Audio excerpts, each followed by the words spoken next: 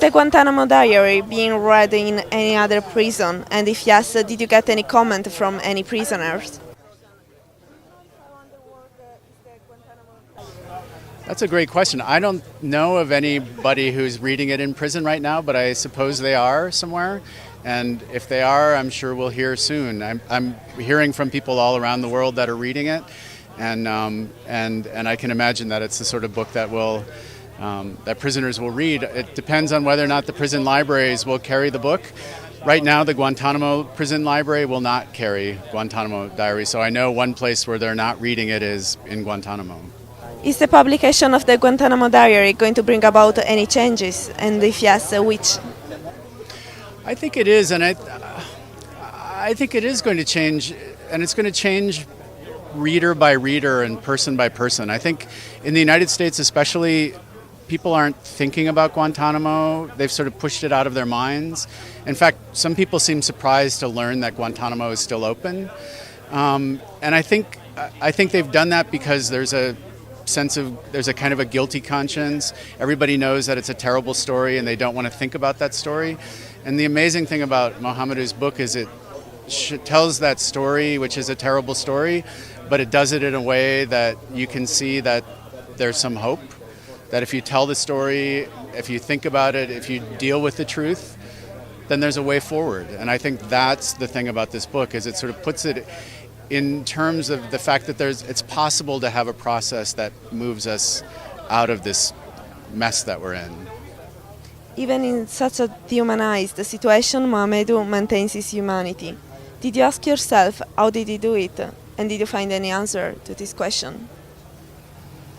I think that's who he is. I mean, I ask myself all the time if I could have stayed as human as he did through the situation. He has a lot of characteristics that I really recognize and that I admire, and some of them have to do with the fact that he has a real writer's sensibility. He's just extremely curious about his environment. He's extremely compassionate. He's extremely empathetic. He's able to think about what motivates all the people around them, why they're in that situation. He's quite sympathetic to some of his guards who are put in very difficult positions, for example. Everywhere he goes, he finds something interesting in the people around him. There's a great scene where he's just held in a prison in Senegal for a couple of days, and he has a cellmate who's a migrant who's trying to get to Europe. And he keeps stowing away on ships, and he keeps getting caught and sent back to prison. And in the middle of this huge book, which is really about what he's suffered, he takes 2 or 3 pages just to describe this young man and his dreams of coming to Europe.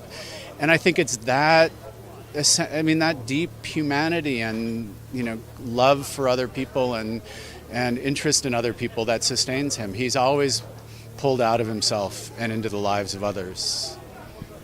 And reading his diary was a way to getting to know him really well, but many questions are still unanswered. If you had the possibility to talk with him and ask him just one question, what would you ask? I would say, how badly did I screw up your book? And he'll tell me, I'm quite sure. I can't wait to meet him. I want to ask him what else he's writing. I want to ask him to write more. I want him to write about his childhood. I want to hear about his story that led up to that moment that made him the person that we meet in this book, who's so exceptional. So that's that. I'll just say, what else have you written, and get to work.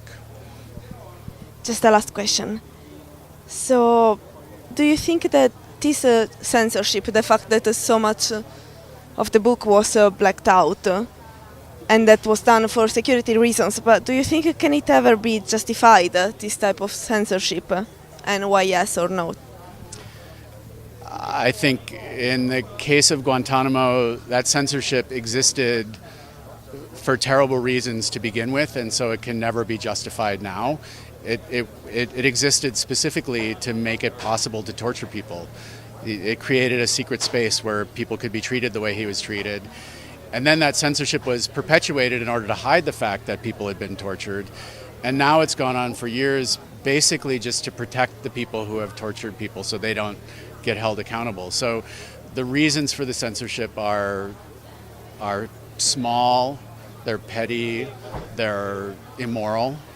And so there's no, you cannot justify this censorship regime. It has sick roots and sick limbs. It's a reflection of what a bad idea Guantanamo was to begin with. There are legal systems. There are ways to process people who are suspected of terrible acts, and we just went outside of those to set up these secret spaces, and nothing good came of it.